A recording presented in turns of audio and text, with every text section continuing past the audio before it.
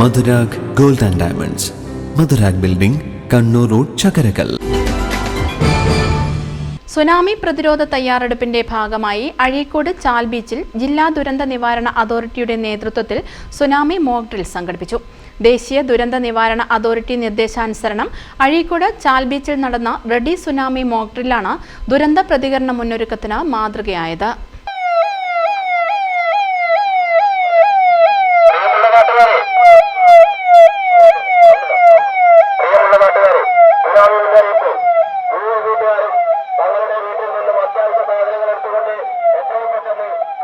താലൂക്കിലെ IRS നിയന്ത്രണ മുറിയിൽ നിന്നും അടിയന്തര സന്ദേശമെത്തി. ചാൽ ബീച്ചിന് സമീപം വൻ സുനാമിയുടെ സാധ്യതകളുമായി ദുരന്ത മുന്നറിയിപ്പിന്റെ മേൽ സന്ദേശങ്ങൾ. ഇതുകൂടി ആയതോടെ പരിഭ്രാന്തിയിലായിരുന്നു ചാൽ ബീച്ചിന്റെ തീരങ്ങളെല്ലാം. അഗ്നിരക്ഷാ സേനയുടെയും പോലീസിന്റെയും എല്ലാം വാഹനങ്ങളും ആംബുലൻസുകളുമെല്ലാം കടൽ തീരത്തേക്ക് പാഞ്ഞെത്താൻ തുടങ്ങി. അടിയന്തര സാഹചര്യങ്ങളെല്ലാം നേരിടാനുള്ള സർവ്വസന്നാഹങ്ങളും കടൽ തീരത്തെത്തിയതോടെ പ്രദേശവാസികളും നാട്ടുകാരുമെല്ലാം ഒന്ന് അമ്പരന്നു. സുനാമി ദുരന്ത മുന്നറിയിപ്പിനെ തുടർന്നുള്ള രക്ഷാപ്രവർത്തനത്തിന്റെ ഭാഗമായുള്ള ഒഴിപ്പിക്കൽ നടപടികളുടെ നേർക്കാഴ്ചകൾക്കാണ് പിന്നീട് ഈ തീരം സാക്ഷ്യം വഹിച്ചത്.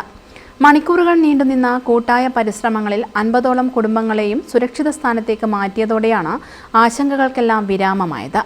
മോക്ക് ഡ്രില്ലിന് മുന്നോടിയായി പ്രദേശവാസികൾക്ക് അറിയിപ്പ് നൽകിയിരുന്നെങ്കിലും സന്നാഹങ്ങളുടെ കൃത്യതയായിരുന്നു ഒരു നിമിഷം നാടിനെയും ജാഗ്രതയിലാക്കിയത്. ദേശീയ ദുരന്ത നിവാരണ അതോറിറ്റി നിർദ്ദേശാനുസരണം അഴീക്കോട് ചാൽ ബീച്ചിൽ നടന്ന റെഡി സുനാമി മോക്ക് ഡ്രില്ലാണ് ദുരന്ത പ്രതികരണ മുന്നൊരുക്കത്തിന്റെ മാതൃകയായത്. റവന്യൂ, അഗ്നിരക്ഷാസേന, പോലീസ്, ആരോഗ്യവകുപ്പ്, തദ്ദേശ സ്വയംഭരണ വകുപ്പ് തുടങ്ങി വിവിധ വകുപ്പുകളും സന്നദ്ധ പ്രവർത്തകരും മോക്ക് ഡ്രില്ലിൽ ജാഗ്രതയോടെ പ്രവർത്തിച്ചു. ഏറ്റവും വേഗത്തിലും കരുതലോടെയും ദുരന്തമുഖത്ത് കാര്യക്ഷമമായി ഇടപെടുന്നതിന്റെ പരിശോധന കൂടിയായി മോക്ക് ഡ്രിൽ മാറി. വ്യാഴാഴ്ച കാലത്ത് 10 മണിയോടെ ജാഗ്രതാ മുന്നറിയിപ്പ് ലഭിച്ചതോടെ പ്രദേശത്ത് അപായ സൈറൺ മുഴങ്ങുകയും പ്രദേശവാസികളെയെല്ലാം ദുരന്ത സാധ്യതകൾ അറിയിക്കുകയും ചെയ്യുക എന്നതായിരുന്നു ഫീൽഡ് തല ആദ്യ നടപടികൾ. എല്ലാ വീടുകളിൽ നിന്നും സ്ഥാപനങ്ങളിൽ നിന്നും അതിവേഗം ആളുകളെ കുടിയൊഴിപ്പിക്കുക എന്നതായിരുന്നു അടുത്ത ലക്ഷ്യം.